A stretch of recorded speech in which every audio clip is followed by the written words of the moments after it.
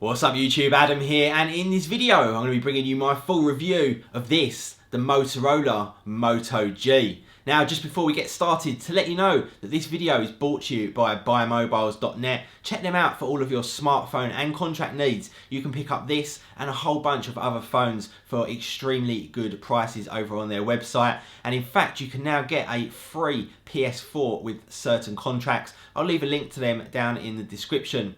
In addition to that, this is my first review brought to you in full 4K video, so go ahead on YouTube and select original from the video quality settings on the little gear in the corner. Now let's get into the review, and to start off with, let's talk about the build quality and the overall design of the Moto G. Now first up, the actual design of the phone. Motorola have done a fantastic job in being able to fit a 4.5-inch screen in a device that feels very, very small in the hand and fits absolutely perfectly, feeling very, very comfortable and very, very ergonomic. Been very, very impressed with just how nice it really feels when you're holding it. Now the actual build quality far exceeds that you would expect from a phone at this price point, and the price point of this phone really is the most significant thing about the device. You can get this in the US for about $179, or here in the UK as cheap as £99, which for this kind of phone is absolutely exceptional, and Motorola have done an absolutely extraordinary job.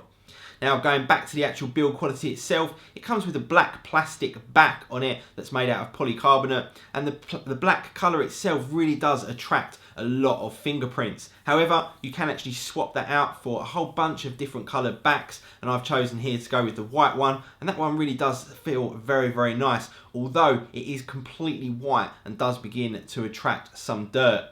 Now as we come further around to the sides, the actual buttons feel very, very nice and very, very comfortable, and then we come further round and we come onto the actual bezel itself. Now the bezel is actually metal all the way around and adds to the premium feel that you just wouldn't expect from the Moto G.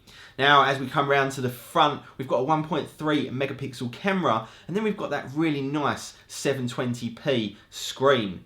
Now this screen, like I say, is 4.5 inches and 720p, meaning that it's definitely not up there with the best smartphones of today, but by no means is it a slouch.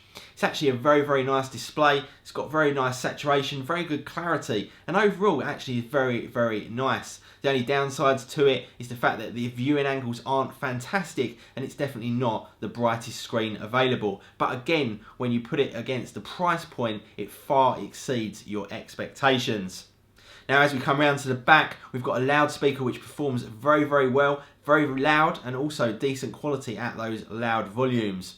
We've also got a 5 megapixel camera. Now this obviously doesn't have the largest resolution, and it definitely isn't the best low light shooter, but in decent light quality it actually performs reasonably well, both in terms of video and photo quality. Below that we've also got a flash, and when you combine that all together with the Jelly Bean 4.3 software, the actual camera has some nice functionality. It gives you the ability to do HDR and also a certain level of slow motion as well, although the actual camera software itself quite often lacks some of the advanced features.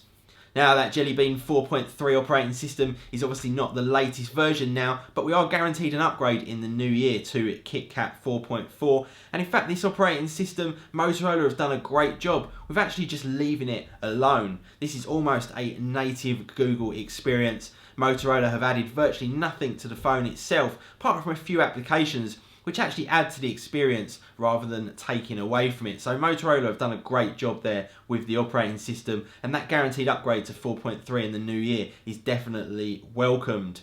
Now when you combine that operating system with the Snapdragon 400 and 1GB of RAM, this phone really does perform perfectly well for most basic tasks. You can even throw a lot of media at this and even some actual gaming, and it performs perfectly well so long as you don't have too many applications open. If you do have a large number of apps open, it definitely does begin to stutter, but as long as you keep it relatively clean and make sure that you're closing down a lot of your applications after you use them, this phone really does perform perfectly well for most people's requirements. One of the downsides with the Moto G is it only comes in two sizes in terms of storage, 8GB and 16GB, and there's no actual place for you to put in any kind of SD card, even though the back cover is removable. So what that means is that you're never really going to be able to store a huge amount of data on the phone. So again, you need to kind of make sure that you're keeping it all nice and up to date in terms of your housekeeping. Now, battery life, and again, this doesn't have the best battery on the market, but again, far exceeds expectations for this price point, and the actual battery life is fairly decent on the Moto G. I think a lot of that comes with the fact that you're constantly clearing down apps in the background to make sure you do get the best performance out of it, but it literally does last you all day on kind of medium usage. If you use it very lightly, it's definitely going to last a little bit longer than that. With heavy usage and large volumes of media consumption and gaming, then you're probably looking at around half a day to 3/4 of a day.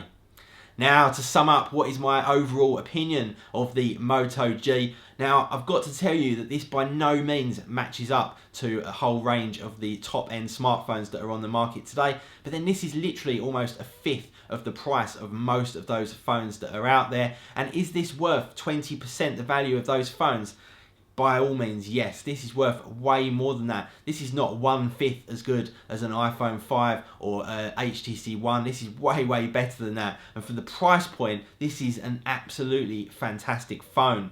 For those of you that are on a budget, this will be an absolutely great phone for you for the next year. I think 2 years would be pushing it, but definitely for the next year, this is going to be a great little phone for most people. For those of you that are maybe looking to have a little dive into the Android operating system, this is going to be a great way for you to test it out and play around and get used to some of the functionality and features that we all like about Android itself. Anyway guys, thank you very much for watching. Please do hit that like button for me. It really does help me out. Subscribe if you're not already, and I will see you all in the next one. See ya.